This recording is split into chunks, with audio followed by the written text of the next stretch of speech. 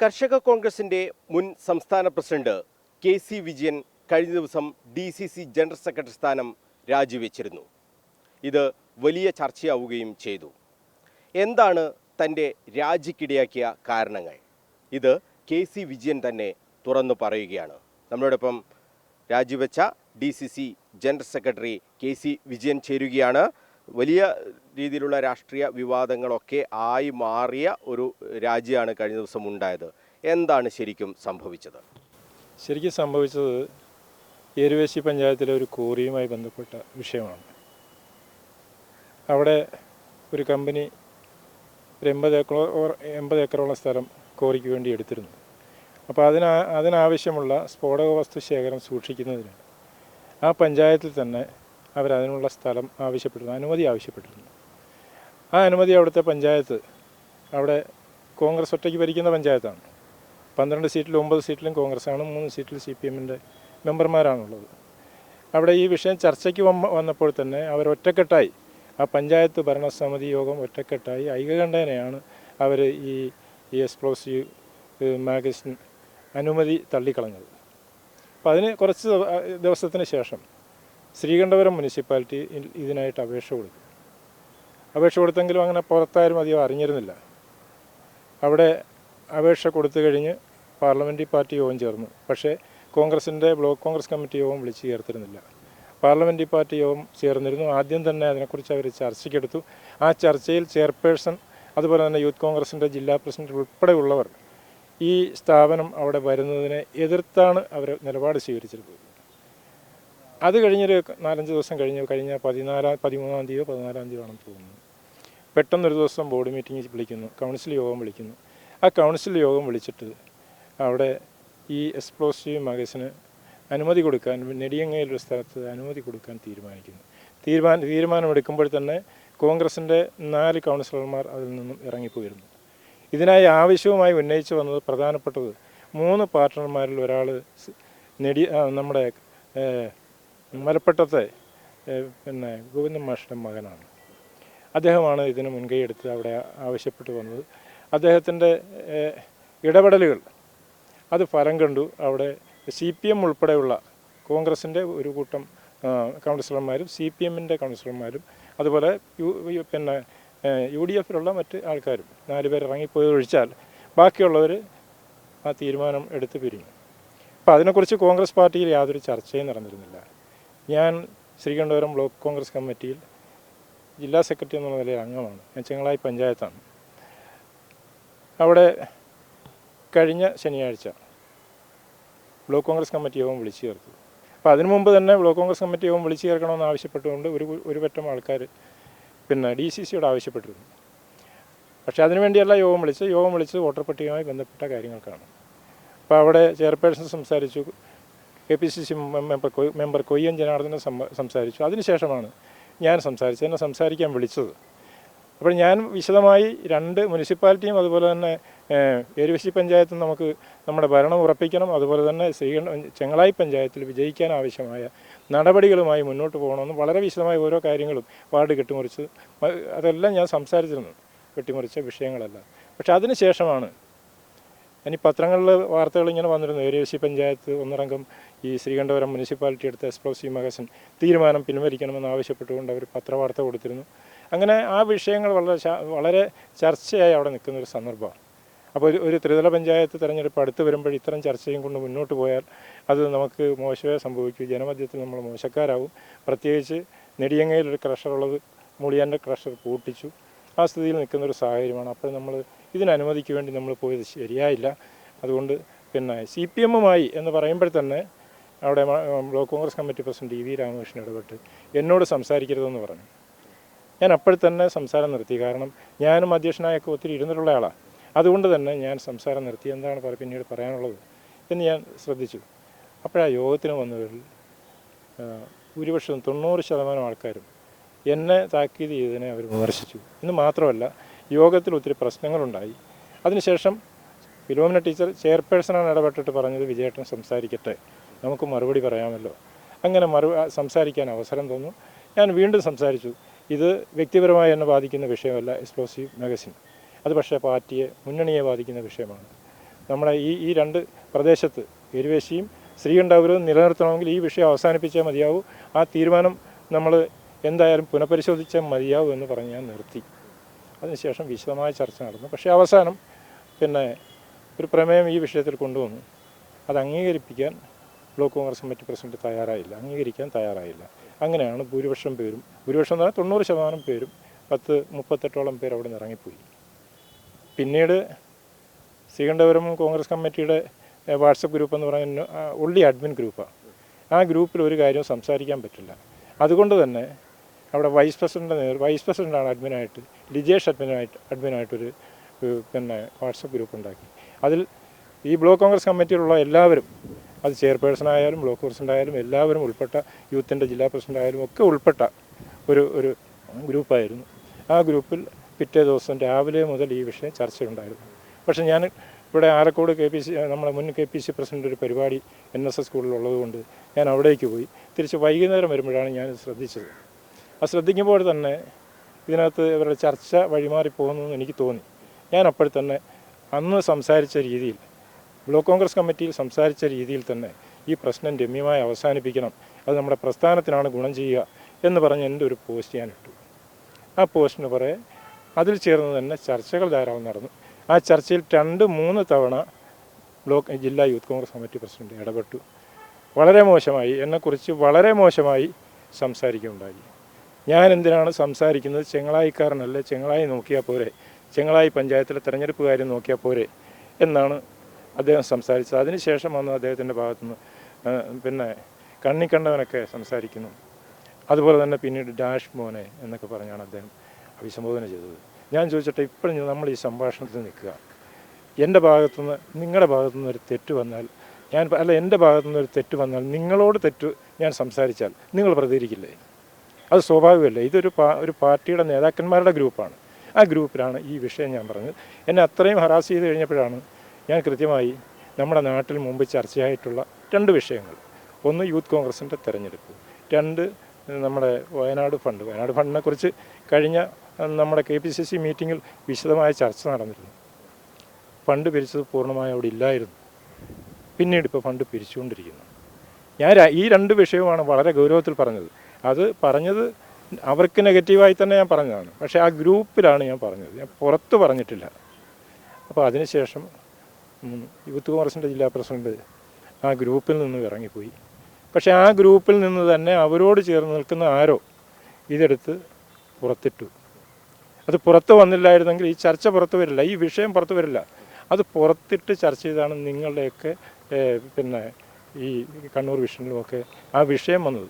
അല്ലാതെ ഞാൻ എന്നെ സംബന്ധിച്ച് ഞാൻ പറഞ്ഞല്ലോ, ഞാൻ 57 വർഷമായിട്ട് കോൺഗ്രസ് പാർട്ടി പ്രവർത്തനം നടത്തുന്ന ഒരാളാണ്. ഹൈസ്കൂൾ മുതൽ ഇതുവരെ ഈ 69ാമത്തെ വയസ്സ് വരെ ഈ പ്രസ്ഥാനത്തിന് വേണ്ടി ഞാൻ പ്രവർത്തിച്ചിട്ടുണ്ട്. ഞാൻ ഒരു കൊലക്കേസിൽ പ്രതിയായിരുന്നു. അതുപോലെ തന്നെ 3 307 കേസിൽ പ്രതിയായിരുന്നു, എക്സ്പ്ലോസീവ് കേസിൽ പ്രതിയായിരുന്നു. 3 ബാങ്കിൻ്റെ ഇലക്ഷനായിരുന്നു വിഷയം. 106 ദിവസം ഞാൻ ജയിലിൽ കിടന്നിട്ടുണ്ട് ഈ പാർട്ടിക്ക് വേണ്ടി. 3 തവണ എന്നെ കൊല്ലാൻ ശ്രമിച്ചിട്ടുണ്ട്. ഈ 44 വർഷമായി ഞാൻ കണ്ണൂർ ജില്ലയിൽ വന്നിട്ട്, ഈ 44 വർഷത്തിൽ ഞാൻ വന്നിറങ്ങിയ ദിവസം മുതൽ CPMൻ്റെ വേട്ടയാടൽപ്പെട്ട ഒരാളാണ്. ആ സ്ഥിതിയിലാണ്, അങ്ങനെയുള്ള ഒരാളാണ് ഞാൻ.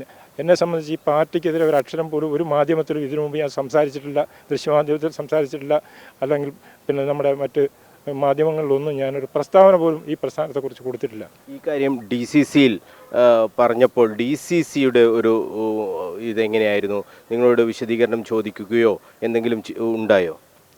DCC പ്രസിഡന്റ് എന്നെ 2 ദിവസം മുമ്പ് വിളിച്ചിരുന്നു. അതായത് മിനിഞ്ഞാന്നല്ല, അതിൻ്റെ തലേ ദിവസം വിളിച്ചിരുന്നു. പ്രസിഡന്റ് രാത്രി വിളിച്ചിട്ട് എന്നോട് പറഞ്ഞു, DCC ഓഫീസിൽ വരെ വരണമെന്ന് പറഞ്ഞു. കഴിഞ്ഞ എൻ്റെ തലേ ദിവസമാണ് ചെല്ലണമെന്ന് പറഞ്ഞു, മിനിഞ്ഞാന്ന്. അതുപോലെ തന്നെ ആ ഗ്രൂപ്പ് അഡ്മിനായിരുന്ന ലിജേഷിനോടും പറഞ്ഞു അവിടെ വരെ ചെല്ലണമെന്ന് പറഞ്ഞു. എന്താണ് കാര്യമെന്നൊന്നും നമുക്ക് അറിഞ്ഞുകൂടാ. അപ്പോൾ ഞാൻ ഉച്ചയോടുകൂടിയാണ് ഞങ്ങൾ 2 പേരും ഇവിടെ വന്നത്. ഒരു 1:30 പ്രസിഡന്റ് റൂമിലേക്ക് കയറുമ്പോൾ അവിടെ ഒരു ജനറൽ സെക്രട്ടറി പിന്നെ ഒരു പേനയുമായിട്ടിരിപ്പുണ്ട്, ഒരു പേപ്പറും പേനയായിട്ടിരിപ്പുണ്ട്. പ്രസിഡന്റ് ഈ വിഷയത്തെക്കുറിച്ച് ചോദ്യം തുടങ്ങിയത് ഇങ്ങനെയാണ്. നേരത്തെ വന്ന ഈ ചർച്ചയുടെ വിഷയം പുറത്തു വന്നു കഴിഞ്ഞപ്പോൾ അതിൽ വിജയൻ 2 കാര്യം പറഞ്ഞിട്ടുണ്ട്. ഒന്ന്, യൂത്ത് കോൺഗ്രസിൻ്റെ ജില്ലാ തെരഞ്ഞെടുപ്പ് അതുപോലെ അതിൽ ക്രമക്കേട് നടന്നിട്ടുണ്ട്, വ്യാജ കാർഡ് ഉപയോഗിച്ചിട്ടുണ്ട് എന്ന് പറഞ്ഞിരുന്നു. ഞാൻ അതിൽ പറഞ്ഞിരുന്ന അതിന് തെളിവുണ്ടോ എന്നാണ് ആദ്യം ചോദിക്കുന്നത്. ഞാൻ ചോദിക്കുന്നത് ഇങ്ങനെയുള്ള കാര്യങ്ങൾ സംസാരിക്കാനാണെങ്കിൽ ആദ്യം ചെയ്യേണ്ടത് ഈ വിഷയവുമായി സംസാരിക്കാനാണ്, അതിനാവശ്യമായ തെളിവുകളുമായി ഹാജരാവണം എന്ന് പറയണം. ഇതൊന്നും പറഞ്ഞിട്ടില്ല. ഞാൻ അപ്പോൾ പറഞ്ഞു, യൂത്ത് കോൺഗ്രസിൻ്റെ ജില്ലാ തെരഞ്ഞെടുപ്പും അതുപോലെ തന്നെ സംസ്ഥാന തെരഞ്ഞെടുപ്പും ആ രണ്ട് കാര്യങ്ങളും നടന്നപ്പോൾ, അത് പൂർത്തിയായി കഴിഞ്ഞപ്പോൾ ഒത്തിരി ചർച്ചകൾ ഈ വിഷയത്തിൽ നമ്മുടെ കേരളത്തിൽ, കണ്ണൂർ ജില്ലയിലൊക്കെ എല്ലാ തലത്തിലും നടന്നതാണ്. അതെല്ലാവർക്കും അറിയുന്ന കാര്യമാണ്. പിന്നെ അതെ അതെ അവരെല്ലാം പറഞ്ഞതാണ്. അപ്പോൾ പ്രത്യേകിച്ച് ഈ വിഷയത്തിൽ തെളിവ് തരാനാണെന്ന് പറഞ്ഞിരുന്നത് ഞാൻ തെളിവ് ഉണ്ടാക്കിക്കൊണ്ട് വരുമായിരുന്നു. പക്ഷേ പിന്നെ അതല്ലാത്തത് കൊണ്ട് ഞാൻ കൊണ്ടുവന്നിട്ടില്ല. അപ്പോൾ പറയാം, അപ്പോൾ തെളിവില്ല. ശരി, തെളിവില്ലെന്ന് എഴുതാൻ പറഞ്ഞു. രണ്ടാമത്തെ ചോദ്യമാണ് വയനാട് ഫണ്ടിനെ കുറിച്ച്. വയനാട് ഫണ്ട് തിരിമറി നടത്തിയെന്ന് എഴുതിയിരുന്നല്ലോ. കണ്ണൂർ ജില്ലയിൽ അങ്ങനെയൊന്നും തിരിമറി നടത്തിയിട്ടില്ലല്ലോ, അവർ കൃത്യമായി പിരിച്ചിട്ടുണ്ടല്ലോ. ഇനി സംസ്ഥാന തലത്തിലായാലും എന്താണ് അങ്ങനെ പറയാൻ കാരണം? അതിന് തെളിവുണ്ടോ? ഞാൻ അതും പറഞ്ഞു. KPCC എക്സിക്യൂട്ടീവ് യോഗത്തിൽ, കഴിഞ്ഞ എക്സിക്യൂട്ടീവ് യോഗത്തിൽ വിശദമായി ഈ വിഷയത്തെക്കുറിച്ച് ചർച്ച വന്നതാണ്. ആ ചർച്ച വന്നു, പത്രത്തിലും വന്നതാണ്. പൊതുവെ മൊത്തം ചർച്ചയായ വിഷയമാണ്. പിന്നെ ഞാൻ പ്രത്യേകിച്ച് അതിൻ്റെ തെളിവ് കൊണ്ടുവരേണ്ട കാര്യമില്ലല്ലോ പ്രസിഡന്റ്. ഇത് DYFI അവരുടെ വീട് വെക്കാൻ തുടങ്ങുന്നതിന് മുമ്പ് നമ്മളൊരു ഒരു യുവജന സംഘടന എന്നുള്ള രീതിയിൽ ജനങ്ങൾക്ക് മാതൃകയായി, യുവജനങ്ങൾക്ക് മാതൃകയായി ആദ്യം അതിൻ്റെ പണി തുടങ്ങേണ്ടതായിരുന്നു. അപ്പോൾ തെളിവില്ല അല്ലേ? ആ തെളിവില്ലെന്ന് എഴുതാൻ പറഞ്ഞു. ഈ രണ്ടും എഴുതി. പിന്നെ ഇനി അനൗദ്യോഗിക ചർച്ചയാണ് പറഞ്ഞത്. ആ ചർച്ച ഞാൻ പറയുന്നില്ല. അനൗദ്യോഗിക ചർച്ച നമ്മൾ വെളിപ്പെടുത്തുന്നത് ശരിയല്ലല്ലോ. ഞങ്ങൾ രണ്ടുപേരും ഇതുപോലെ തന്നെയാണ് പിന്നെ നമ്മുടെ അഡ്മിനോട് ചോദിച്ചത്. അദ്ദേഹം മറുപടി പറഞ്ഞു. രണ്ടുപേരും ഈ ചോദ്യം കേട്ടപ്പോൾ നിരാശരായിട്ടാണ് ഇവിടെ പോയത്. ഞാൻ പക്ഷേ അതിനുശേഷം മയിൽ കാറിലാണ് വന്നത്. മയിൽ എത്തിക്കഴിയുമ്പോൾ ഒരു ഫോൺ കോൾ എനിക്ക് വന്നു. ആ കോള് ഞാൻ എടുത്തു. എൻ്റെ പ്രിയപ്പെട്ടൊരു നേതാവാണ്. അദ്ദേഹം വിളിച്ചിട്ട് പറഞ്ഞു, അത് KPCCയിൽ നിന്നും എന്നെ വിളിച്ചിരുന്നു. അവർ പറയുന്നത് പാലോട് രവിയെ മാറ്റി നിർത്തിയത് കൊണ്ട്, അദ്ദേഹത്തിൻ്റെ ഫോൺ കോൾ പുറത്തു വന്നപ്പോൾ മാറ്റി നിർത്തിയത് കൊണ്ട് ഈ വോയിസ് മെസ്സേജും പുറത്തു വന്നു. അതുകൊണ്ട് വിജയനെയും മാറ്റി നിർത്തി സുധാകരനായിരിക്കും അല്ല, അത് ഞാൻ പറയുന്നില്ല. ഞാൻ പറയുന്നത് ശരിയല്ലല്ലോ. അത് പറഞ്ഞിരുന്നു. പിന്നെ അപ്പോൾ ഞാൻ ചോദിച്ചു, അങ്ങനെ ഉണ്ടെങ്കിൽ പിന്നെ അതിനേക്കാൾ നല്ലത് ഞാൻ രാജിവെക്കുന്നതല്ലേ? പക്ഷേ എന്നോട് വിളിച്ചയാൾ പറഞ്ഞ അതിനൊന്നും ശ്രമിക്കുന്നത് നല്ലതല്ല. പിന്നെ ഞാൻ പറഞ്ഞു, 57 വർഷം ഈ പ്രസ്ഥാനത്തിന് വേണ്ടി ഞാൻ രാപ്പകൽ കഷ്ടപ്പെട്ട ആളാണ്. എന്നിട്ടും എന്നോട് ഒരു കാരണവുമില്ലാതെ ഏതോ ഒരു കക്ഷി എന്നെ തേജോവധം ചെയ്യുന്നതിന് വേണ്ടി ഈ വോയിസ് മെസ്സേജ് എടുത്ത് പുറത്ത് കൊടുത്ത ആളിൻ്റെ പേരിൽ നടപടി എടുക്കേണ്ടതിന് പകരം അതൊരു പാർട്ടി ഗ്രൂപ്പിൽ പറഞ്ഞ് അതെടുത്ത് പുറത്തിട്ട് എന്നെ മോശമാക്കിയത്, അത് അവരെയല്ലേ ചോദ്യം ചെയ്യേണ്ടത്? ഒന്നും പറഞ്ഞില്ല. അപ്പോൾ ഞാൻ പിന്നെ പറഞ്ഞു, 57 വർഷം ഈ പാർട്ടിയിൽ ഞാൻ നടന്നില്ലേ, ഇങ്ങനെയാണെങ്കിൽ എനിക്കെന്തിനാ ഈ പാർട്ടി? അപ്പോൾ അങ്ങനെ ഒന്നും ചെയ്യരുതെന്ന് എന്നോട് മറുപടി പറഞ്ഞു. അത് അവിടെ കൊണ്ട് നിർത്തി. ഞാൻ വീട്ടിലെത്തി. അപ്പോൾ തന്നെ രാജി എഴുതി. ആദ്യം മെയിൽ ചെയ്തത് KPCC പ്രസിഡൻ്റാണ്, രണ്ടാമത് DCC പ്രസിഡന്റ് ചെയ്തു, മൂന്നാമത് ഞാനത് ശരിക്കും ഫേസ്ബുക്കിൽ ഇടാനുള്ളൊരു കാരണം, നടപടിയെടുക്കാൻ കാത്തിരിക്കുന്നവർ എൻ്റെ രാജിക്കത്ത് ചെന്നാൽ അത് മാറ്റിവെച്ചുകൊണ്ട് നടപടിയിലേക്ക് പോയാൽ എന്ത് ചെയ്യും? ആ സാഹചര്യത്തിലാണ് ഞാൻ അത് ഫേസ്ബുക്കിലിട്ടത്. കാരണം അതുണ്ടാവരുത് എന്നുള്ളതുകൊണ്ടാണ് ഫേസ്ബുക്കിലിട്ടത്. അല്ലെങ്കിൽ പുറത്താക്കി എന്ന് വന്നേനെ. അല്ലെങ്കിൽ പുറത്താക്കിയെന്ന് വരുമായിരുന്നു. കാരണം തീരുമാനമെടുക്കാൻ ഒരുങ്ങി നിൽക്കുന്ന സാഹചര്യത്തിലാണല്ലോ എന്നോട് ഫോൺ ചെയ്തത് പറയുന്നത്. ആ വിഷയത്തിൻ്റെ അടിസ്ഥാനത്തിലാണ് ഈ സംഭവങ്ങളൊക്കെ ഉണ്ടായത്. ഈ 6 പതിറ്റാണ്ടോളം പാർട്ടിക്ക് വേണ്ടി പ്രവർത്തിച്ചു. അങ്ങനെയുള്ള ഒരു പാർട്ടിയിൽ നിന്ന് ഉണ്ടായ ഈ വേദനയുണ്ടോ വിജയേട്ടന്? പിന്നെ വേദനയുണ്ടോ? ഞാൻ പറഞ്ഞില്ല, ഞാൻ താമസിക്കുന്നത് ഒരു 13 സെൻറ്റ് സ്ഥലത്ത് 27 വർഷം മുമ്പ് വെച്ചൊരു ചെറിയൊരു 3-4 മുറിയുള്ളൊരു വീട്ടിലാണ്. അതിൻ്റെ ശരിക്കും വാർപ്പൊക്കെ അടന്നു വീണുകൊണ്ടിരിക്കുന്നു. എനിക്ക് 2 മക്കളുണ്ട്. 2 മക്കൾക്കും ജോലിയില്ല. ഒരാൾ വിദേശത്തായിരുന്നു, തിരിച്ചു വരേണ്ടി വന്നു. മകൾ പരിയാരം മെഡിക്കൽ കോളേജിൽ ജോലി ചെയ്തു, മാവേലി സ്റ്റോറിൽ ജോലി ചെയ്തു. പരിയാരം മെഡിക്കൽ കോളേജിൽ നിന്ന് CPM ഭരണം വന്നപ്പോൾ എൻ്റെ മകളെ പിരിച്ചുവിട്ടു. മാവേലി സ്റ്റോറിൽ ജോലി ചെയ്യുമ്പോൾ CPM ഭരണം വന്ന് എൻ്റെ മകളെ പിരിച്ചുവിട്ടു. അവർക്ക് 2 പേർക്കും ജോലിയില്ല. ഞാനാണെങ്കിൽ കൂലിപ്പണിയെടുത്ത് ടാപ്പിംഗ് ജോലി ചെയ്ത് ഞാൻ ജീവിച്ചവനാണ്. ഇപ്പോൾ രാഷ്ട്രീയം എന്നെ സംബന്ധിച്ച് ഫുൾ ടൈം രാഷ്ട്രീയമായിരുന്നു. ഞാൻ പിന്നെ ചുഴലി വന്ന് ഇറങ്ങിയ ഞാൻ ഒരു ജനുവരി 22-ാം തീയതിയാണ് ചുഴലി വരുന്നത്, 1981. ജനുവരി 22-ാം തീയതി വന്ന് 25-ാം തീയതി ഞാൻ താമസിക്കുന്ന വീടിൻ്റെ അടുത്ത ജംഗ്ഷനിൽ കോൺഗ്രസിൻ്റെ കൊടി ഉയർത്തിയതാണ്. ചുഴലിയിൽ ഏറ്റവും കൂടുതൽ CPM തിളച്ചു നിൽക്കുന്ന സ്ഥലത്ത്. അന്നു മുതൽ ഈ പ്രസ്ഥാനത്തിന് വേണ്ടി ഞാൻ പോരാടി വന്ന ഒരാളാണ്. ഞാൻ പറഞ്ഞല്ലോ, ഈ 3 തവണ എനിക്കെതിരെ ആക്രമണം ഉണ്ടായ ഒന്ന് മാവൂർ ബന്ദിൽ ചുഴലി ഗവൺമെൻറ് ജംഗ്ഷനിൽ ഉള്ള കടകളും നെടുവാലൂരിലുള്ള കടകളുമൊക്കെ ആദ്യമായി കോൺഗ്രസ് പൂട്ടിച്ചു. ആ വിഷയത്തിന് വൈകുന്നേരം രാത്രിയിൽ ആക്രമിക്കാൻ ഒരു കൂട്ടം ആൾക്കാർക്ക്, കുറേ അധികം ആൾക്കാരുണ്ട്. അവരടിച്ചെൻ്റെ താടിയെല്ല് പൊട്ടിച്ചു. 90 ദിവസം ഞാൻ ട്യൂബിലൂടെയാണ് സാധാരണ ഈ ഭക്ഷണം കഴിച്ചത്. അത് കഴിഞ്ഞ് എന്നെ ആക്രമിച്ചത് തളിപ്പറമ്പിൽ CPM മുസ്ലിം ലീഗ് സംഘടന ഉണ്ടായ കാലത്ത്. അത് പറഞ്ഞു തീർത്തിട്ട് ബസ്സിൽ ഞാൻ പോകുമ്പോൾ കരിമ്പത്ത് നിന്ന് ബസ് തടഞ്ഞു നിർത്തി എന്നെ പിടിച്ചിറക്കാൻ ശ്രമിച്ചു. പക്ഷേ പിടിച്ചിറക്കാൻ ആ കൂട്ടത്തിലൊരു പരിചയക്കാരനുണ്ടായിരുന്നതുകൊണ്ട് പിടിച്ചിറക്കി കൊണ്ടുപോയില്ല. പക്ഷേ ബസ്സിലിട്ട് കണ്ടമാനം എന്നെ മർദ്ദിച്ചു. ചെറിയ രീതിയിലൊന്നുമല്ല. അവിടെ നിന്ന് തിരിച്ച് ചെമ്മന്തുട്ടി വഴിയാണ് വീണ്ടും എന്നെ ഹോസ്പിറ്റലിലേക്ക് കൊണ്ടുപോയത്. അന്ന് ഞാൻ മരണത്തിൽ നിന്ന് രക്ഷപ്പെട്ട ആളാണ്. 3ാമത് ചുഴലി ഗവൺമെൻറ് ഹൈസ്കൂൾ തെരഞ്ഞെടുപ്പ്, എൻ്റെ മകൻ്റെ വോട്ട് ചെയ്യാൻ പഞ്ചായത്ത് തെരഞ്ഞെടുപ്പിൽ കയറി വരുമ്പോൾ ഞാൻ തടസ്സപ്പെടുത്തിയതിൻ്റെ പേരിൽ 19ഓളം ആൾക്കാർ ആ ബൂത്തിലേക്ക് ഇരച്ചു കയറി വന്നു എൻ്റെ ഷർട്ടും മുണ്ടും ഒക്കെ വലിച്ചു കയറി എന്നെ മർദ്ദിച്ചു. കൊന്നനെ അവർ. അവിടെയും CPM-ൽ ഭിന്നതയുണ്ടായി. എന്നോട് താല്പര്യമുള്ളവർ എന്നെ ആസ്പത്രിയിൽ കൊണ്ടുപോയി. നെടുവാലൂർ സ്കൂളിൽ ഇത് സംഭവിച്ചിട്ടുണ്ട്. ഇങ്ങനെ നിരവധി സ്ഥലത്ത് ഞാൻ ഒത്തിരി പ്രയാസങ്ങൾ അനുഭവിച്ചാണ് ഈ പ്രസ്ഥാനത്തിന് വേണ്ടി ഞാൻ മുന്നോട്ട് വന്നത്. കർഷക കോൺഗ്രസിൽ 20 വർഷമാണ് ഞാൻ പ്രവർത്തിച്ചത്. ഈ നടപടിക്ക് മുമ്പ് ഒരു വിശദീകരണമെങ്കിലും ചോദിക്കാമായിരുന്നു എന്നാണോ? തീർച്ചയായും നടപടിക്ക് മുമ്പ് വിശദീകരണം ചോദിക്കുന്നതിൽ തെറ്റൊന്നുമില്ല. പക്ഷെ അത് വിശദീകരണത്തിനാണ് വിളിക്കുന്നതെന്ന് പറയണമായിരുന്നു. പറഞ്ഞിരുന്നെങ്കിൽ വിശദീകരണം കൃത്യമായി എനിക്ക് കൊടുക്കാൻ സാധിക്കുമായിരുന്നു. ഈ വയനാട് ഫണ്ട് പിരിവുമായി ബന്ധപ്പെട്ട് വ്യാപകമായ ആക്ഷേപങ്ങളൊക്കെ ഉയരുകയാണല്ലോ. എന്താണ് ശരിക്കും അതിൽ വാസ്തവമുണ്ടോ? ചർച്ച നടന്നത് KPCC-ൽ ചർച്ച നടന്നപ്പോൾ ഞാൻ മാധ്യമങ്ങളിലൂടെ മനസ്സിലാക്കിയ കാര്യമാണ്. 4 കോടി രൂപയോളം പിരിച്ചു. പക്ഷെ ബാലൻസ് ഉള്ളത് 87 ലക്ഷം രൂപയോ മറ്റോ. ബാക്കി പണം കാണണ്ടേ? ഇനി തിരുവരി നടത്തുകയോ നടത്താതിരിക്കുകയോ ആ പണം കൃത്യമായി വെച്ച് ഈ പ്രോഗ്രാം നമ്മൾ നടത്തണ്ടേ? അതിൽ യൂത്ത് കോൺഗ്രസ് ജില്ലാ പ്രസിഡന്റ് വിജിൽ മോഹൻ്റെ ഒരു പ്രസ്താവന വന്നിരുന്നു. കണ്ണൂരിൽ നിന്ന് പിരിച്ച എല്ലാ പണവും നേരിട്ട് സംസ്ഥാന കമ്മിറ്റിക്കാണ് നൽകുന്നത്. ജില്ലാ കമ്മിറ്റി അതിൻ്റെ ഒരു തരത്തിലുള്ള സാമ്പത്തിക ഇടപാട് നടത്തിയിട്ടില്ല. അത് അറിയുന്ന ആളല്ലേ താങ്കൾ? ഒപ്പം ഈ വ്യാജ ഐഡൻറ്റി കാർഡുമായി ബന്ധപ്പെട്ട ഒരു FIR പോലും ഇടാൻ പോലീസിന് ഇതുവരെ കഴിഞ്ഞിട്ടില്ല. അത്തരം കാര്യങ്ങൾ എങ്ങനെയാണ് ഒരു DCC ജനറൽ സെക്രട്ടറിക്ക് ഇങ്ങനെ പറയാൻ കഴിയുക? അതിൻ്റെ പിന്നിൽ എന്താണ് എന്നുള്ളൊരു ചോദ്യമാണ് അദ്ദേഹത്തിൻ്റെ ഭാഗത്തു നിന്നും ഉണ്ടായത്. ഞാൻ പറഞ്ഞ സാഹചര്യം ഞാൻ ഇവിടെ വിശദീകരിച്ചില്ലേ?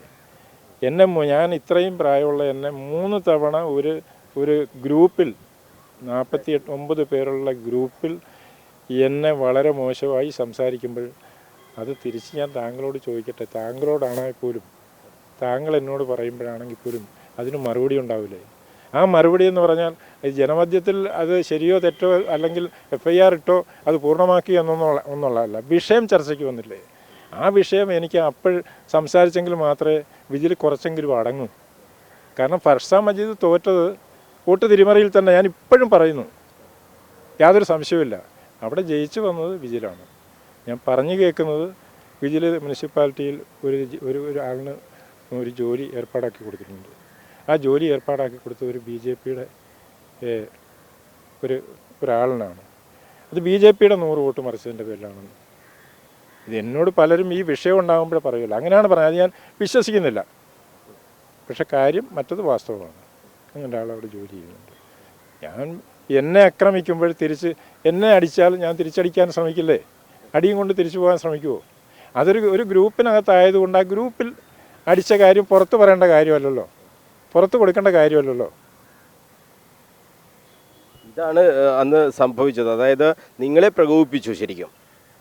അതെ, തീർച്ചയായിട്ടും അതെ.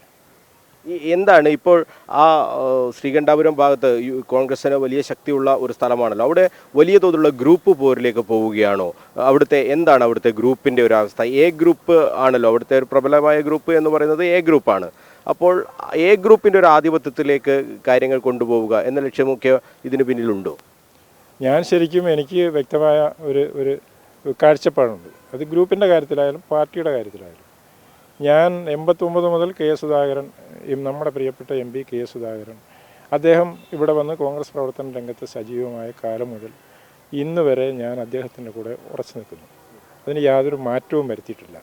ശ്രീകണ്ഠപുരം പ്രദേശത്തെ സംബന്ധിച്ച് അവിടെ പല ഗ്രൂപ്പുകളുണ്ട്. 3 ഗ്രൂപ്പ് സജീവമായിട്ടുണ്ടല്ലോ. എ ഗ്രൂപ്പിൻ്റെ ഒരു ഇറ്റില്ലം എന്ന് തന്നെ പറയാമായിരുന്നു. അവരുടെ നിയന്ത്രണത്തിൽ കാര്യങ്ങൾ നിർത്തണം. പക്ഷേ ബഹുഭൂരിപക്ഷം വരുന്ന മറ്റുള്ള കോൺഗ്രസ്സുകാരോട് ആലോചിക്കുന്നില്ല എന്ന് പറഞ്ഞാൽ ഏറ്റവും പ്രധാനപ്പെട്ട തീരുമാനം എടുക്കുമ്പോൾ ബ്ലോക്ക് കോൺഗ്രസ് കമ്മിറ്റിയാണ് തീരുമാനം എടുക്കേണ്ടത്. അവരുടെ ഒരു പെർമിഷനെങ്കിലും വാങ്ങണം. അപ്പോൾ ആ പെർമിഷൻ പോലും വാങ്ങാതാണ് ഒരു ന്യൂനപക്ഷമായ 5-6 പേര് മാത്രമുള്ള ഒരു കൂട്ടർ, ആ കമ്മിറ്റിയിൽ ഉള്ള ഒരു കൂട്ടർ ഇങ്ങനെ ഒരു തീരുമാനം എടുക്കുന്നു എന്ന് പറയുമ്പോഴുള്ള പ്രയാസം.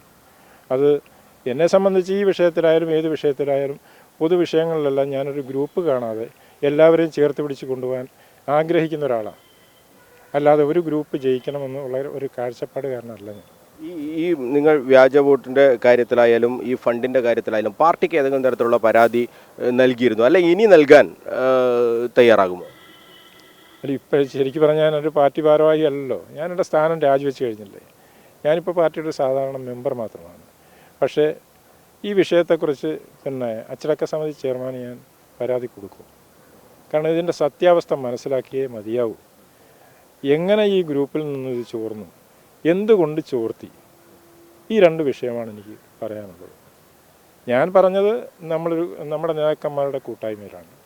ആ കൂട്ടായ്മയിൽ ബഹുഭൂരിപക്ഷം പേരും എനിക്ക് അനുകൂലമായി സംസാരിച്ചത്. അതുകൊണ്ട് ഞാൻ ആക്രമിച്ചല്ല. എന്നെ 3 തവണ വളരെ മോശമായി എന്നോട് സംസാരിച്ചത് കൊണ്ടാണ് ഞാൻ ഈ തരത്തിലൊരു മറുപടി കൊടുത്തു.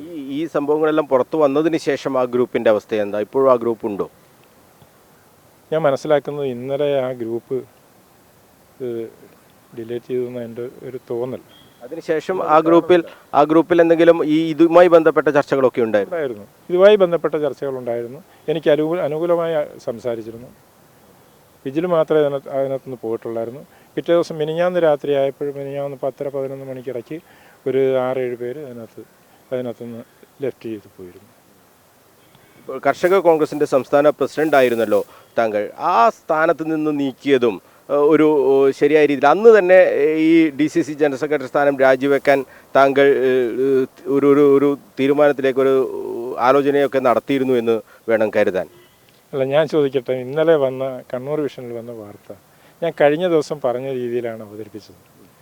കഴിഞ്ഞ നവംബർ മാസം 26-ാം തീയതിയാണ് എന്നെ സംസ്ഥാന പ്രസിഡന്റ് സ്ഥാനത്ത് നിന്ന് നീക്കാൻ ചില കാരണങ്ങൾ പറഞ്ഞിരുന്നു. കാരണം ശരിയോ തെറ്റോ എന്നുള്ളതല്ല. ഞാൻ കടാശ്വാസ കമ്മീഷൻ മെമ്പറാണ്. കടാശ്വാസ കമ്മീഷൻ്റെ ബൈലോയിൽ രാഷ്ട്രീയ പ്രവർത്തനം പാടില്ല എന്ന് ബൈലോയിലില്ല. അവിടെ അയോഗ്യനാവുന്നവർ 3 തരത്തിലുള്ളവരാണ്. ഒന്ന്, പാപ്പർ സ്യൂട്ട് വരണം.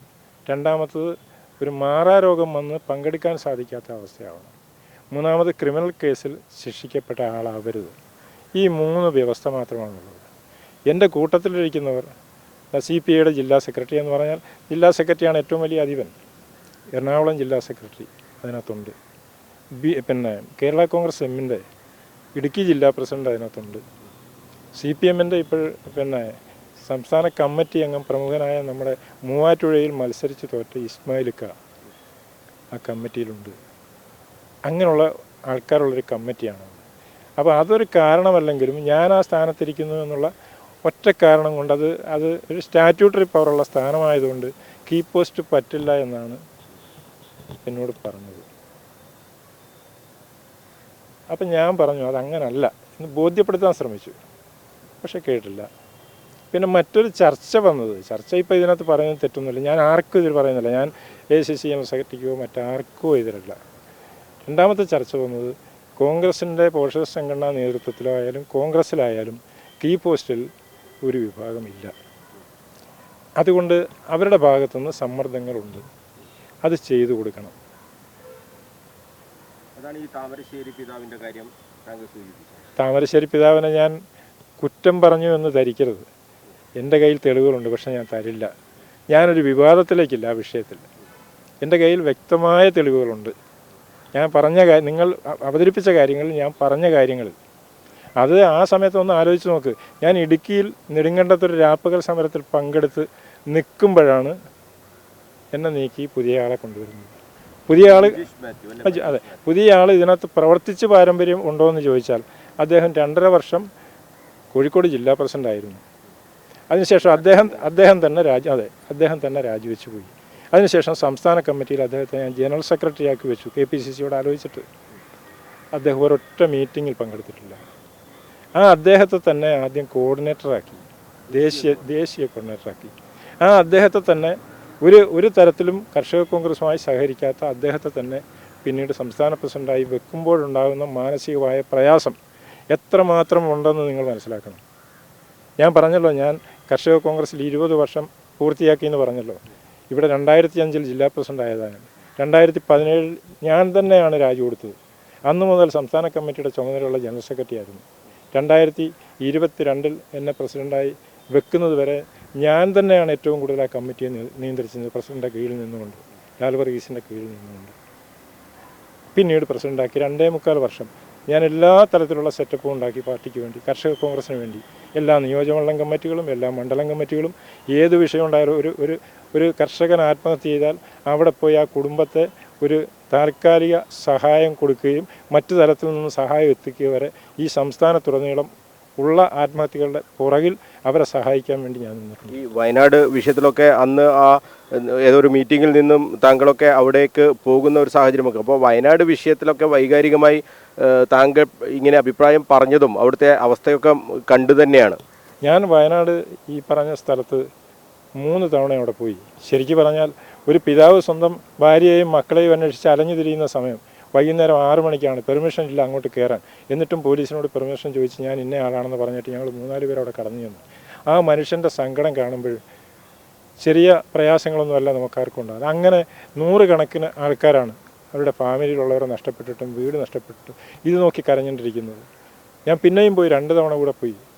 എന്നോട് അവിടുത്തെ MLA പല കാര്യങ്ങളും വിളിച്ച് പറഞ്ഞിരുന്നു.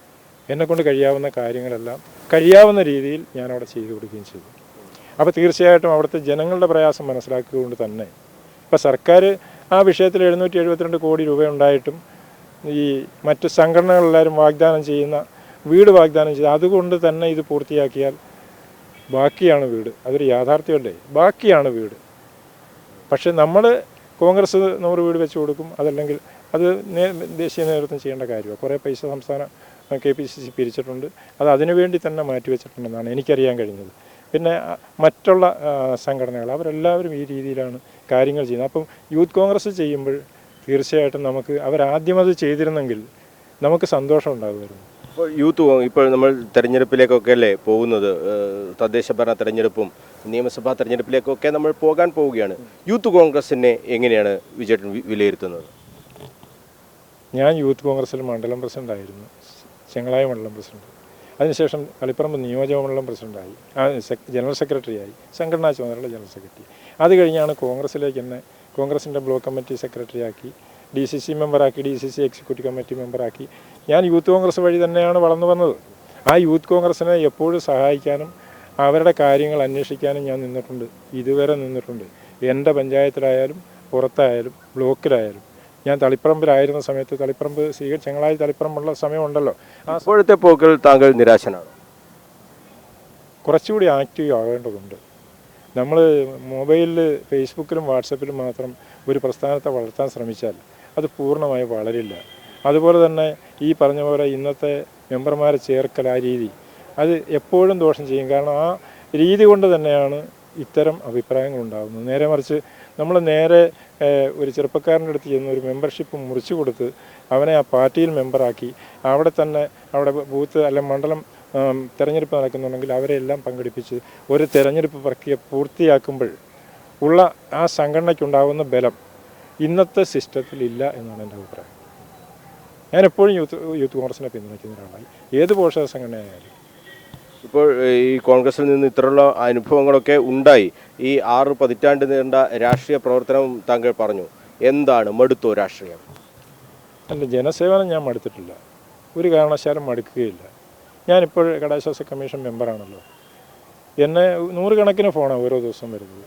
എങ്ങനെ ഒരാളിനെ സഹായിക്കാം എന്നുള്ളത് മാത്രമേ ഞാൻ ചിന്തിച്ചിട്ടുള്ളൂ. ഞാൻ അതിനെക്കുറിച്ച് ഇപ്പോൾ അപേക്ഷ ക്ഷണിച്ചിട്ടുണ്ട്. ആ അപേക്ഷ ക്ഷണിക്കുമ്പോൾ പോലും അതെങ്ങനെയാണ് ഒരു അപേക്ഷ തരേണ്ടത്, ആർക്കൊക്കെയാണ് അത്, ആരെയൊക്കെയാണ് അതിൽ പരിഗണിക്കുക, ഇതൊക്കെ വ്യക്തമായ വിവരം ഞാൻ കേരളത്തിലെമ്പാടും വാട്സപ്പ് ഗ്രൂപ്പുകളിലൂടെയും പത്രമാധ്യമങ്ങളിലൂടെയും ഒക്കെ വിവരം അറിയിച്ചിട്ടുണ്ട്. ആര് വിളിച്ചാലും എന്താണ് അവരുടെ പ്രശ്നമെന്ന് നോക്കി അത് പരിഹരിക്കാൻ മാക്സിമം അക്കാര്യത്തിൽ ശ്രമിച്ചിട്ടുണ്ട്. ഇനിയും ഞാൻ മുന്നോട്ട് കർഷകരുടെ കൂടെ തന്നെ പോകും. കർഷക കൂട്ടായ്മകൾ ഉണ്ടാക്കിയാലും ഏത് വിഷയം വന്നാലും, ഒരു പൊതുവിഷയം ഏത് വന്നാലും അതിൻ്റെ മുന്നിൽ ഇനി അത് പാർട്ടി ഇന്നതൊന്നുമില്ല, ജനങ്ങളുടെ കാര്യമായിരിക്കണം. ആ ജനങ്ങളുടെ കാര്യം രാഷ്ട്രീയത്തിന് അതീതമായി ചിന്തിക്കുന്ന ഒരു മനസ്സാണ് എനിക്കുള്ള. ആ രീതി ഞാൻ പ്രവർത്തിക്കും. ഈ കോൺഗ്രസ് ഇങ്ങനെ പോയാൽ ഈ ഭരണം കിട്ടാനുള്ളൊരു സാധ്യതയുണ്ടോ? ഇപ്പോൾ താങ്കൾ നേരത്തെ സൂചിപ്പിച്ച പാലോട് രവി തന്നെ സൂചിപ്പിച്ചത് മൂന്നാം വട്ടവും LDF വരും എന്നുള്ളൊരു ഇതാണ് അദ്ദേഹം പറയുന്ന, അദ്ദേഹത്തെ പോലുള്ള ആളുകളൊക്കെ പറയുന്ന ഒരു സാഹചര്യമൊക്കെ ഉണ്ടായിട്ടുള്ളത്. ഇങ്ങനെ ഈ പാർട്ടി പോയാൽ, ആളുകളെയൊക്കെ പുറത്താക്കി ഇങ്ങനെ മുന്നോട്ടേക്ക് പോയാൽ എന്തായിരിക്കും ഈ തെരഞ്ഞെടുപ്പിൽ ഒരു വിധി എന്നാണ് താങ്കൾ കരുതുന്നത്? ഇല്ല, എൻ്റെ അഭിപ്രായത്തിൽ തെരഞ്ഞെടുപ്പിനെ നേരിടാൻ പാർട്ടി ഒറ്റക്കെട്ടായി, പ്രത്യേകിച്ച് നേതാക്കന്മാർ ഒറ്റക്കെട്ടായി നിൽക്കണം. പാർട്ടി ഒറ്റക്കെട്ടാണ് താഴെത്തിട്ട്. നേതാക്കന്മാർ ഒറ്റക്കെട്ടായാൽ അവരുടെ പുറകിൽ നിൽക്കുന്നവരെല്ലാം ഒറ്റക്കെട്ടായി പ്രവർത്തിക്കുക. പലപ്പോഴും നേതാക്കന്മാരുടെ ഭാഗത്തു നിന്നാണ് കൂടുതലും അഭിപ്രായ വ്യത്യാസങ്ങളും പബ്ലിക്കിൻ്റെ മുന്നിൽ തന്നെ അവരുടെ പല പെരുമാറ്റങ്ങളും. ഞാൻ അവരെ ചോദ്യം ചെയ്യാനൊന്നും ആളല്ല. നമ്മൾ പലപ്പോഴും ദൃശ്യമാധ്യമങ്ങളിൽ നമ്മൾ കാണുന്നത്, ഒരാൾ പത്രസമ്മേളനം നടത്തുമ്പോൾ വേറൊരാൾ വരുന്നു, അത് ഞാൻ പറയുന്നില്ല. ആ രീതിയിൽ പല കാര്യങ്ങളും നടക്കുമ്പോൾ സാധാരണ പ്രവർത്തകർക്ക് മനസ്സിലുണ്ടാകുന്ന വേദന ചെറുതല്ല. അപ്പം നേതാക്കന്മാരാണ് ഈ സാധാരണ പ്രവർത്തകരെ ഒന്നിച്ച് നിർത്തേണ്ടത്. അതിനവർ ശ്രമിക്കണം. അങ്ങനെ ശ്രമിച്ചാൽ ജനങ്ങൾ, ഇന്ന് കേരളത്തിലെ ജനങ്ങൾ UDFന് വോട്ട് ചെയ്യാൻ ആഗ്രഹിക്കുന്നവരാണ്. ഞാനത് നിലമ്പൂർ തെരഞ്ഞെടുപ്പ് ഇതിൻ്റെ റിസൾട്ടായി ഞാൻ കാണുന്നില്ല. കാരണം അവിടെ കോൺഗ്രസിൻ്റെ സ്ഥാനാർത്ഥിക്ക് 790 വോട്ട് കുറവായിരുന്നു. അവിടെ ഉള്ള അവിടെ പകരം മത്സരിച്ച അൻവറിൻ്റെ അൻവറിൻ്റെത് കൊണ്ട് കുറേ അൻവർ എഫക്റ്റ് മാത്രമാണ്. അതല്ലെങ്കിൽ നമുക്ക് കഴിഞ്ഞ തവണ കിട്ടിയ, UDFന് കഴിഞ്ഞ തവണ കിട്ടിയ വോട്ട് അവിടെ ലഭിച്ചിട്ടില്ല. ഈ അഭിപ്രായം പറയുമ്പോൾ ഒരു പക്ഷേ നേതാക്കന്മാർക്ക് ബുദ്ധിമുട്ടുണ്ടാകും. പലപ്പോഴും ഞാനത് കണ്ടിട്ടുണ്ട്. അവർ നമ്മളെന്തോ നേടിയെടുത്തത് പോലെയാണ് കാണുന്നത്. ഇതൊരു നേട്ടമല്ല. പക്ഷേ നമുക്ക് ഒരു നേട്ടത്തിലേക്ക് പോകാനുള്ള മനസ്സിൻ്റെ ഊർജം തരുന്ന തെരഞ്ഞെടുപ്പ് ഫലമായിരുന്നു ഇത് ഉണ്ടായത്. അതുകൊണ്ട് തന്നെ ഒന്നിച്ചു നിന്ന് പോരാടിയാൽ നിസ്സാരമായി ജയിക്കാം. ഞാനിത് പറയാൻ കാരണം, അത്ര നിസ്സാരപ്പെട്ട കാര്യമല്ല ഈ നിയമസഭാ തെരഞ്ഞെടുപ്പ് ജയിച്ചു വരിക എന്നുള്ളത്. കേരളത്തിലെ 63 സീറ്റുകളിൽ CPMന് നിർണായക സ്വാധീനമുള്ള നിയോജകമണ്ഡലങ്ങളുണ്ട് കേരളത്തിൽ. അതിനെ തരണം ചെയ്ത് കീഴടക്കണമെങ്കിൽ CPM അനുഭാവികളുടെ ആത്മാർത്ഥത, അവരുടെ ഇഷ്ടം നമ്മൾ പിടിച്ചു പറ്റി മുന്നോട്ട് പോയെങ്കിൽ മാത്രമേ അനുഭാവികളെ, ഞാനത് പറയാൻ കാരണം ബഹുമാനപ്പെട്ട K. സുധാകരൻ MP ഇവിടെ 1,09,000 വോട്ടിനാണ് ജയിച്ചത്. അദ്ദേഹം പരാജയപ്പെടുമെന്ന് എല്ലാവരും സംസാരിച്ച് തെരഞ്ഞെടുപ്പിന് നിർത്തിയതാണ്. ജയിച്ചു വന്നത് തളിപ്പറമ്പിൽ ഉൾപ്പെടെ 8000 വോട്ട് തളിപ്പറമ്പിൽ ലീഡ് കിട്ടി. മട്ടന്നൂരും അതുപോലെ തന്നെ ധർമ്മടവും ഒഴിച്ചാൽ ബാക്കി 5 നിയോജകമണ്ഡലത്തിലും മൃഗീയ ഭൂരിപക്ഷത്തോടു കൂടിയാണ് K. സുധാകരൻ വിജയിച്ചു വന്നത്. അദ്ദേഹത്തെക്കുറിച്ച് പറയുമ്പോൾ ഒരു വാക്ക് കൂടി ഞാൻ പറയട്ടെ. ഇന്ന് ഞാനിത് നിന്ന് സംസാരിക്കാൻ കാരണക്കാരൻ K. സുധാകരൻ MP ആണ്. എന്താണെന്ന് വെച്ചാൽ എനിക്ക് ക്യാൻസർ രോഗം ബാധിച്ചതായിരുന്നു. ഒരു 4 വർഷമേ ആയുള്ളൂ. ഈ ഒക്ടോബർ ആകുമ്പോൾ 4 വർഷമാകും. ഞാൻ പരിയാരം മെഡിക്കൽ കോളേജിൽ പോയപ്പോൾ അദ്ദേഹം പറഞ്ഞത്, അവിടെ ശരിയായ ചികിത്സ കിട്ടില്ല, നീ മംഗലാപുരത്ത് പോയി ഒരു ഹോസ്പിറ്റലിൽ പോരാ, അവിടെ പോയി അഡ്മിറ്റ് ആവണം എന്ന് പറഞ്ഞു. പിറ്റേ ദിവസം അവിടെ പോയി ഞാൻ അഡ്മിറ്റായി. എനിക്ക് അന്ന് തന്നെ 2 ഓപ്പറേഷൻ വേണ്ടി വന്നു. വയറ്റിൽ കുടലിലും മുഴയായിരുന്നു, വിസർജനം ചെയ്യാൻ കഴിയുന്നില്ല. 2 തരത്തിലും.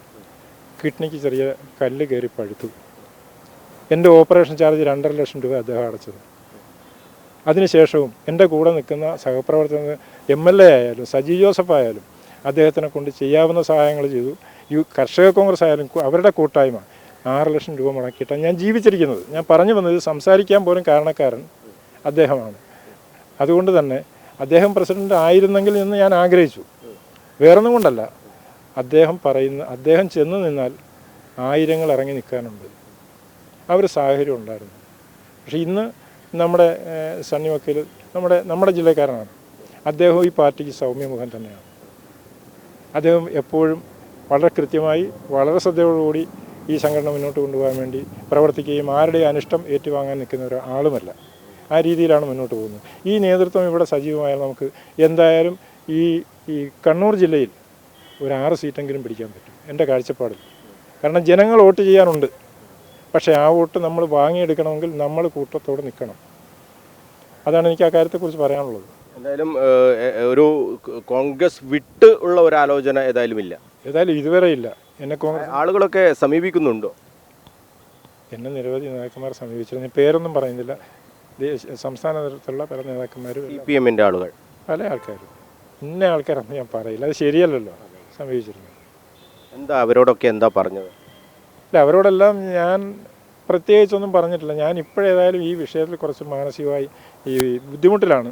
അതെല്ലാം ഒന്ന് നേരെ ആവട്ടെ എന്ന് മാത്രമാണ്. കാത്തിരുന്ന് കാണാം എന്നുള്ള രീതിയിൽ തന്നെ ഇപ്പോൾ കെ സുധാകരൻ MP-യുടെ കാര്യമൊക്കെ പറഞ്ഞു. അദ്ദേഹത്തെയൊക്കെ വിട്ട് മറ്റൊരു ചിന്ത മനസ്സിലേക്ക് വരാൻ കുറച്ച് പ്രയാസമായിരിക്കില്ലേ? തീർച്ചയായും. ഒന്നുകിൽ എൻ്റെ മരണമല്ല അദ്ദേഹത്തിൻ്റെ മരണം. അതുവരെ ഞങ്ങൾ രണ്ടുപേരും ഒന്നിച്ചുണ്ടാകും. ഒരു സംശയം വേണ്ട. കെ സുധാകരൻ MP ഇടപെട്ടിരുന്നുവെങ്കിൽ താങ്കളുടെ ഈ നടപടിയെങ്കിലും അദ്ദേഹത്തിന് ഒഴിവാപ്പിക്കാമായിരുന്നില്ലേ? ആ പ്രശ്നം നമുക്ക് ചർച്ച ചെയ്യാം, നിങ്ങളവിടെ വെക്കൂ എന്ന് അദ്ദേഹം ഒരു വാക്ക് പറഞ്ഞിരുന്നുവെങ്കിൽ ഇത് സംഭവിക്കുമായിരുന്നു. തിരിച്ചൊരു ചോദ്യം. പാലോട് രവി DCC പ്രസിഡന്റാണ്. വളരെ കാലം MLA ആയിരുന്ന മനുഷ്യനാണ്. അതുപോലെ തന്നെ KPCC ഭാരവാഹിയായിട്ടിരുന്ന മനുഷ്യനാണ്.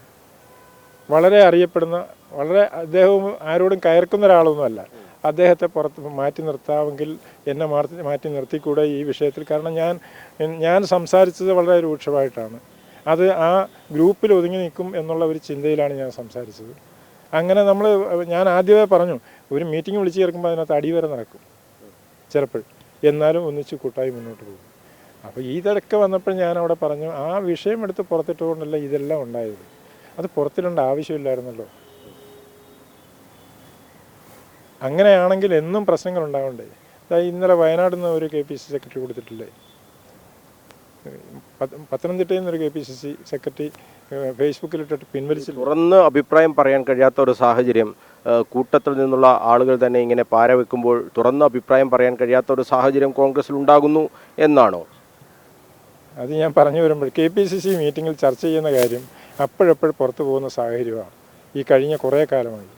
അത് പല പാർട്ടിയുടേതും അങ്ങനെ തന്നെ. ആ രീതിയിലേക്ക് പോകുന്ന ഒരിക്കലും ഒരു രാഷ്ട്രീയ പാർട്ടിക്കും ഗുണകരമല്ല. ഒരു രാഷ്ട്രീയ പാർട്ടിക്കകത്ത് നടക്കുന്ന ചർച്ച ആ പാർട്ടി നന്നാകുന്നതിന് വേണ്ടിയുള്ള ചർച്ചയായിരിക്കും. വിമർശനം ഇല്ലാതിരിക്കില്ല. എവിടെ ഒരു യോഗം വിളിച്ചാലും വിമർശനം ഉണ്ടാകാതിരിക്കില്ല. ആ വിമർശനം എന്താണെന്ന് പരിശോധിച്ച് അതിന് കാരണങ്ങളുണ്ടെങ്കിൽ ആ കാരണങ്ങൾ പരിഹരിച്ച് മുന്നോട്ട് പോയാൽ അത്തരം വിമർശനങ്ങൾ ഉണ്ടാവില്ല. പക്ഷേ ഇതല്ല. വിമർശനം ഉണ്ടായാൽ വിമർശനം അപ്പോഴും പുറത്തു വരും. പുറത്ത് വന്നു കഴിഞ്ഞാൽ പാർട്ടിക്ക് ഗുണമാണോ ദോഷമാണോ? ദോഷമേ ഉണ്ടാകൂ. അതെല്ലാ തലത്തിലും നടക്കുന്നു. എൻ്റെ അഭിപ്രായത്തിൽ ആ ഒരു രീതി അവസാനിപ്പിച്ചാലേ ഈ പ്രസ്ഥാനം രക്ഷപ്പെടുകയോ. ഇപ്പോൾ ചുരുങ്ങിയ പക്ഷം ഈ ശ്രീകണ്ഠപുരം മേഖലയിലുള്ള കോൺഗ്രസ് പ്രവർത്തനമെങ്കിലും താങ്കൾക്ക് നടത്താൻ കഴിയുമോ? എന്നെ സഹകരിപ്പിച്ചാൽ തീർച്ചയായിട്ടും ഞാൻ അതിൻ്റെ മുന്നിലുണ്ടാകും. സഹകരിപ്പിക്കാതിരിക്കാനുള്ള ശ്രമം നടക്കുന്നുണ്ടോ? അത് വളരെ ന്യൂനപക്ഷമാണ്. ഞാൻ പറയുന്നത്, നമുക്ക് ഒരു രാഷ്ട്രീയ പ്രവർത്തനം നടത്തണമെങ്കിൽ അതിനുള്ള ഒരു വേദി, അല്ല അതിനുള്ളൊരു സ്ഥാനം, ഒരു അഭിപ്രായം പറയാനുള്ള ഒരു രീതിയിലുള്ള ഉത്തരവാദിത്വം, ഇതൊക്കെ ഉണ്ടാവണം. അതില്ലാത്ത നമുക്ക് എന്താ പിന്നെ ചെയ്യാൻ കഴിയുക? പിന്നെ പൊതുവിഷയങ്ങൾ വരുമ്പോൾ അവരോടൊപ്പം സഹകരിക്കുക എന്നുള്ളതേ ഉള്ളൂ. എന്തായാലും വലിയ സങ്കടത്തിലാണ് KC വിജയൻ എന്ന കർഷക കോൺഗ്രസിൻ്റെ ഏറ്റവും പ്രധാനപ്പെട്ട നേതാവ്. സംസ്ഥാന പ്രസിഡന്റ് സ്ഥാനത്ത് നിന്നും അദ്ദേഹം ഏതാണ്ട് 9 മാസം മുമ്പാണ് അദ്ദേഹം പടിയിറങ്ങിയത്. DCC ജനറൽ സെക്രട്ടറി സ്ഥാനത്ത് നിന്ന് കഴിഞ്ഞ ദിവസം അദ്ദേഹം രാജിവെക്കുകയും ചെയ്തു. ആ രാജിവെക്കാനുണ്ടായ കാരണങ്ങൾ എന്തൊക്കെയാണ് സംഭവിച്ചതെന്നത് വളരെ വിശദമായി തന്നെ KC വിജയൻ നമ്മളോടിപ്പോൾ വെളിപ്പെടുത്തി കഴിഞ്ഞു. ആ ഗ്രൂപ്പിൽ ഉണ്ടായ സംഭവങ്ങൾ, അതിൽ വലിയ തോതിലുള്ള പ്രകോപനങ്ങൾ ഉണ്ടായി എന്നാണ് KC വിജയൻ വ്യക്തമാക്കുന്നത്. കഴിഞ്ഞ 50 വർഷത്തിലേറെ, 5 പതിറ്റാണ്ടിലേറെ നീണ്ട കോൺഗ്രസിൻ്റെ പ്രവർത്തനങ്ങളെക്കുറിച്ചും അദ്ദേഹം വളരെ വിശദമായി തന്നെ നമ്മളോട് പറഞ്ഞിട്ടുണ്ട്. കെ സുധാകരൻ MP നൽകിയ സഹായങ്ങളെയും അദ്ദേഹം നന്ദിപൂർവ്വം ഓർക്കുന്നുണ്ട്. അതോടൊപ്പം തന്നെ ഈ സംഭവവികാസങ്ങളൊക്കെ ഉണ്ടായതിനു ശേഷം മറ്റു പാർട്ടികളിൽ നിന്ന്, CPM-ൽ നിന്ന് ഉൾപ്പെടെ ആളുകൾ അദ്ദേഹത്തെ സമീപിച്ച കാര്യവും അദ്ദേഹം തുറന്നു പറയുന്നുണ്ട്. എന്തായാലും വലിയ സങ്കടത്തിലാണ് അദ്ദേഹം എന്ന് അദ്ദേഹം തന്നെ വ്യക്തമാക്കുന്നു. അദ്ദേഹത്തെ പുറത്താക്കിയ DCC ജനറൽ സെക്രട്ടറി സ്ഥാനത്ത് നിന്നും രാജിവെപ്പിക്കാനുണ്ടായ ആ നീക്കം, അതിൽ അദ്ദേഹം വലിയ സങ്കടത്തിലാണെന്ന് അദ്ദേഹത്തിൻ്റെ വാക്കുകളിൽ നിന്ന് നമുക്ക് വ്യക്തമാവുകയും ചെയ്യുന്നുണ്ട്. എന്തായാലും ഇനിയും കോൺഗ്രസിൻ്റെ പ്രവർത്തനങ്ങളിൽ സജീവമാകാൻ തന്നെയാണ് ആഗ്രഹമെന്ന് അദ്ദേഹം പറയുന്നുണ്ട്. ആ കാര്യങ്ങളിൽ ഇനി എന്തൊക്കെ മാറ്റങ്ങൾ സംഭവിക്കാമെന്നും അദ്ദേഹം ചില സൂചനകളൊക്കെ നൽകുന്നുണ്ട്. എന്തായാലും കാര്യങ്ങൾ അദ്ദേഹം വളരെ വിശദമായി തന്നെ നമ്മളോട് പറഞ്ഞിട്ടുണ്ട്. വിജിൽ മോഹനുമായി അദ്ദേഹത്തിനെതിരെ സംസാരിക്കാൻ ഇടയാക്കിയ കാര്യങ്ങളിൽ വളരെ വിശദമായി ആ ഗ്രൂപ്പിൽ സംഭവിച്ച കാര്യങ്ങളൊക്കെയാണ് KC വിജയൻ നമ്മളോട് വിശദീകരിച്ചിട്ടുള്ളത്. കണ്ണൂരിൽ നിന്നും ക്യാമറമാൻ ബിജു അഴീക്കോടിനൊപ്പം മനോജ് മയ്യിൽ, കണ്ണൂർ വിഷൻ.